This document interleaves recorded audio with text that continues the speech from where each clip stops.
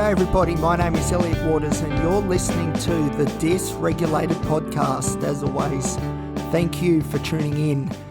Today's episode is about withdrawals and I am having plenty of them at the moment. So in true Dysregulated podcast style, there are no secrets here.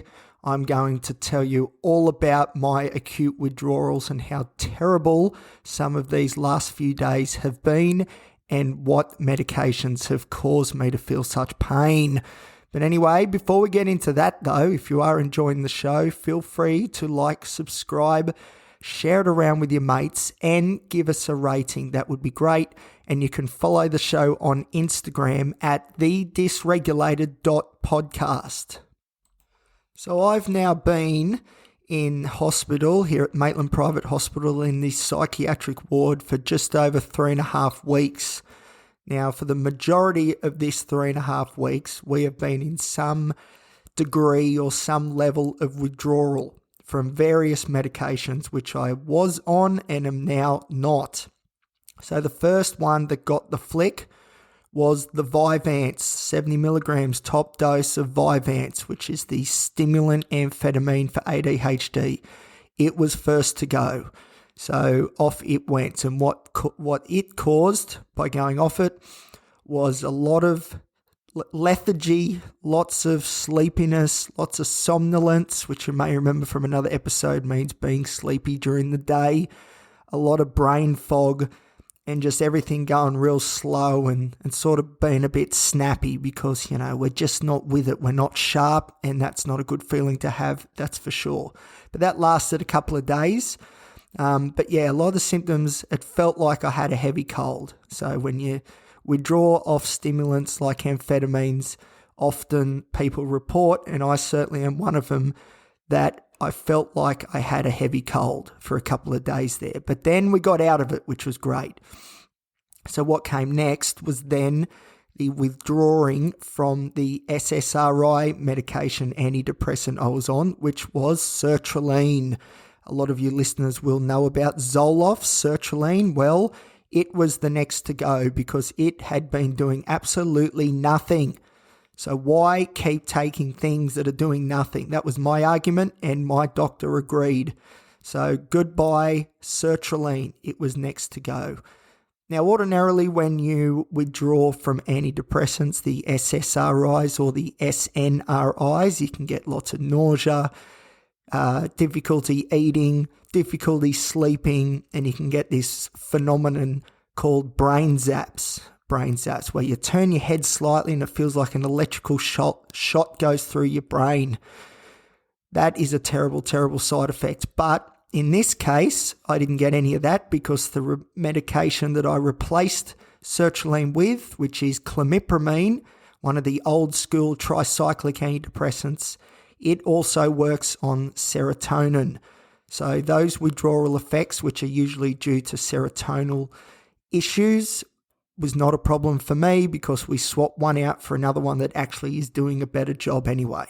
So that was good. So going off the sertraline, mood dipped down a bit, anxiety spiked a bit again. I was spending a lot more time in my room than I would want to have been ordinarily. But once the clomipramine took hold after about 4 or 5 days, then we powered out of that. And then the next medication to wean off and withdraw from is pregabalin Lyrica. Now this one has rocked me. This has been a doozy. So I remember I was told once that Lyrica is like a really safe benzodiazepine, like lorazepam, which I have quite a bit of history with. Now the thing is, it's not. For some people, Lyrica or pregabalin, withdrawals from this particular drug can be just as bad as any benzodiazepine. I've been reading horror stories online of people who have had months-long crippling anxiety because the rebound effect from taking away the Lyrica or pregabalin is so strong. Now, it doesn't appear as though that happens to everybody, but what is pretty clear is that most people feel something and it's not good when they stop taking it, especially at higher dosages like I was, which I wasn't doing for fun. I wasn't doing to get my rocks off and have a great time. It was just so I could hold on and survive. But unfortunately, if you burn the candle at one end pretty strongly and then you're sort of burning the other candle with other things at the other end pretty strongly too, you sort of find yourself in the middle in a bit of trouble. And that's what I've sort of discovered lately, because a lot of these medications, the amphetamines, the pregabalins, the Lyrica, the benzos like lorazepam, a lot of these I had been having lots and lots of just to keep sane and to keep on the straight and narrow as I waited for my hospital admission.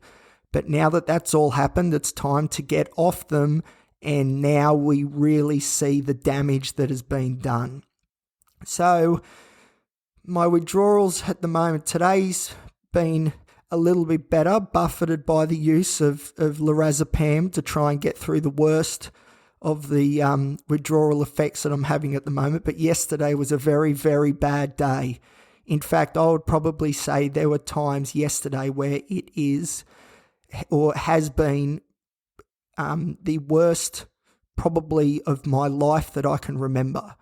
So there were times there yesterday I was half hanging off the bed, bawling my eyes out, saliva going everywhere, just a complete mess, ripping my hair out and thinking this has got to be the worst it's ever been. And the worst part of all of that is that it wasn't like this is the worst it's ever been, so that means it can only get better from here. It was like this is the worst so far it's ever been.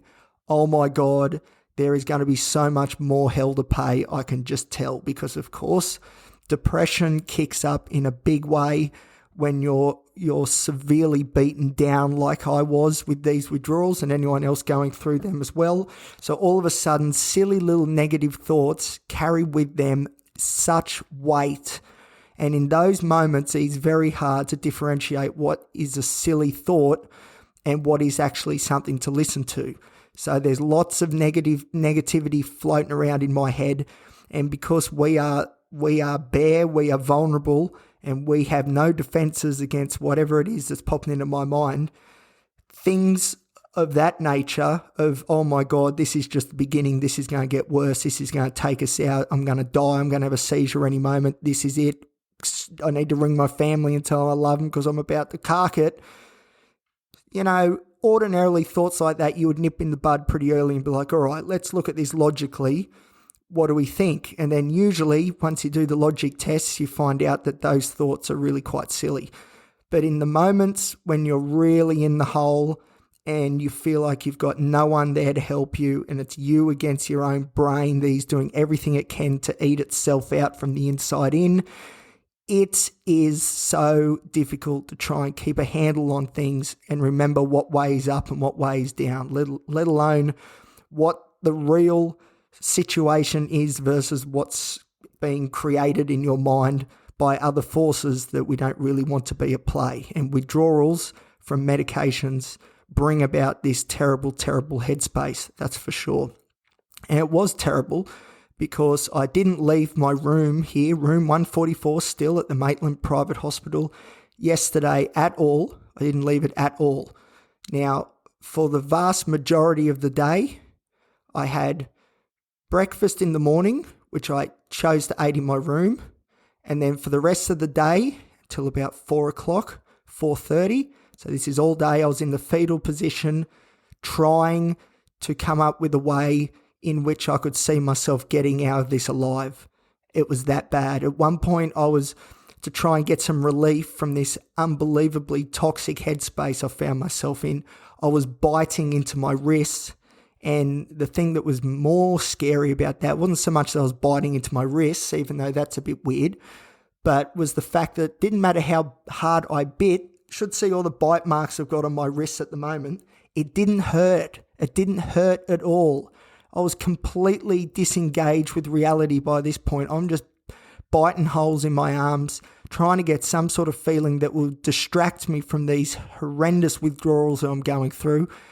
And although I could see that I was doing some pretty good damage on my right wrist, I couldn't feel the pain. There was no pain. I don't know what was going on, what was pulling the levers at this point, but ordinarily you would think biting into your arm almost as hard as you can would produce some sort of pain.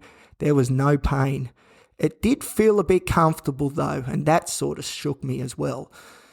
And then throughout all this, even more simple things you might associate with like a fever, So yeah, there's some sort of hallucinating going on, hearing things that maybe aren't really there, lots of sweating, and then all of a sudden being freezing cold and then sweating again, within the matter of minutes, just oscillating between hot, cold.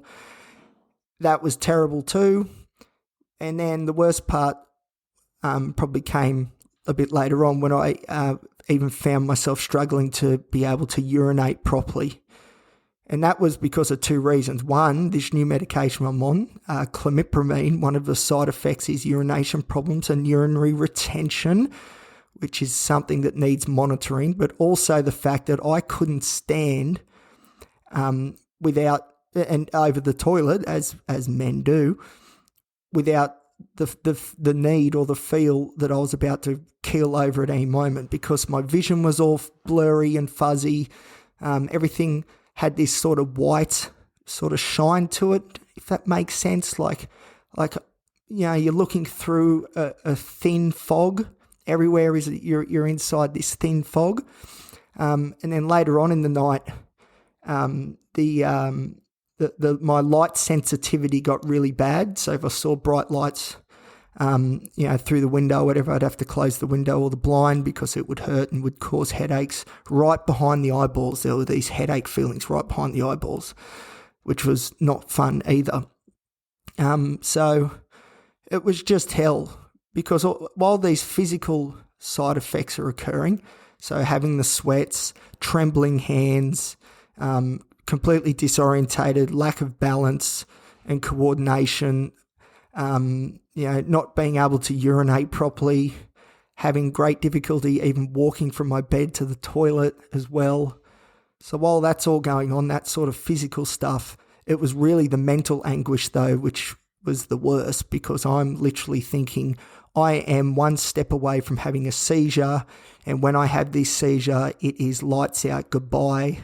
I really hope my podcast takes off, so in future the money that it will be making can finance my estate. I don't know, something like that.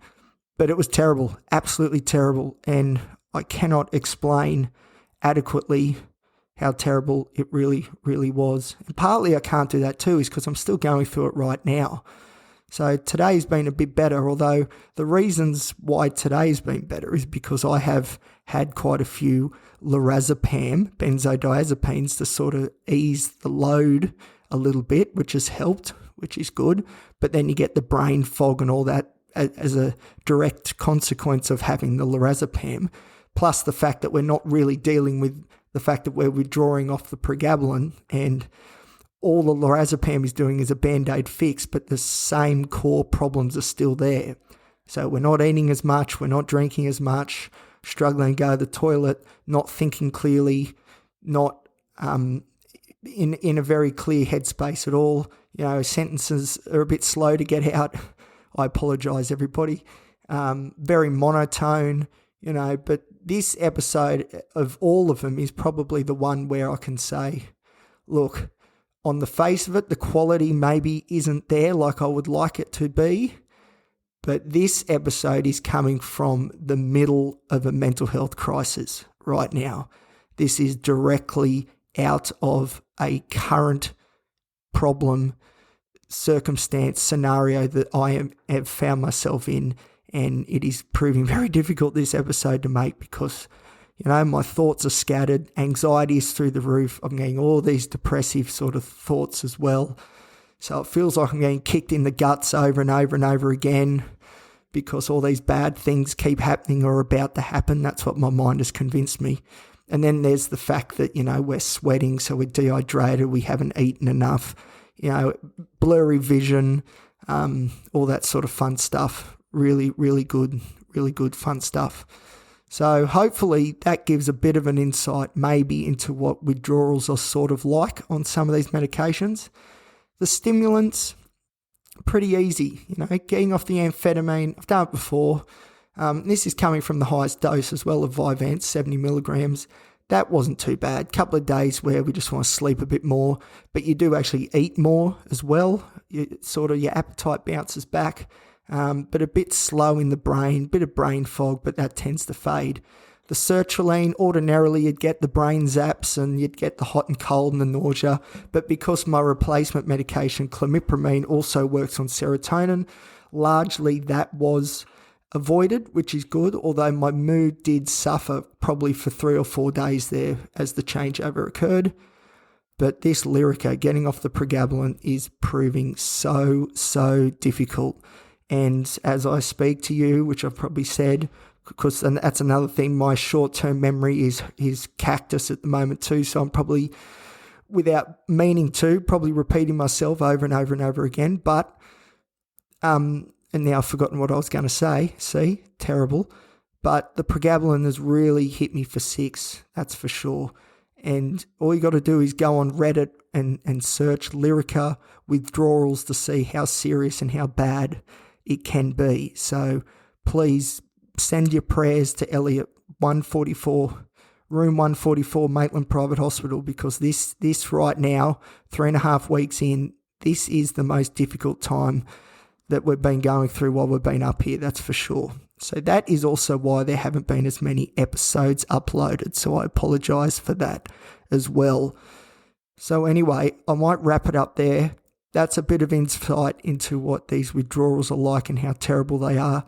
I am guessing that at some point, looking back, I'll do another episode and maybe go through this sort of stuff with a bit more clarity, and the benefit of hindsight. But if you want to hear what it's like going through it right now, well, yeah, you can probably even hear it in my voice. We're pretty flat, we're pretty croaky, we're just hanging on, that's for sure. But thank you everyone who has been listening, because I do see all these amazing listeners come through, and it is really a really great feeling to see people engaging with the content and seemingly getting something out of it. So at least as I'm sitting here now sweating bullets, and my vision's all blurry and my voice is all croaky, at least I know that my efforts aren't in vain, because you legends seem to be enjoying the content, and I'll tell you what, there's plenty more to come. All right, that's it from me. I'm going to try and roll into bed and see if we can get some sleep, because that's the other thing too when you go off pregabalin, which I forgot, there's so much. Sleep becomes very difficult. Insomnia is very, very common. So not only have you got bad moods because your neurons aren't firing properly, but you're also lacking sleep, which obviously makes things 10 times worse just off the bat, just like that. So not good. Not being able to eat, not being able to urinate, not being able to sleep. Barely can talk, but it takes more than that to keep this warrior down, and I will keep fighting for you guys, everybody, and for this podcast, because I have not brought all my recording gear into hospital for nothing. It is to show what the real mental health world is like out there for some of us that are unfortunately going through what we are going through. It's time to bring this stuff out into the light. All right, thank you very much. Thank you for listening as always, and I'll see you next time, hopefully in a much cheerier mood on the Dysregulated podcast.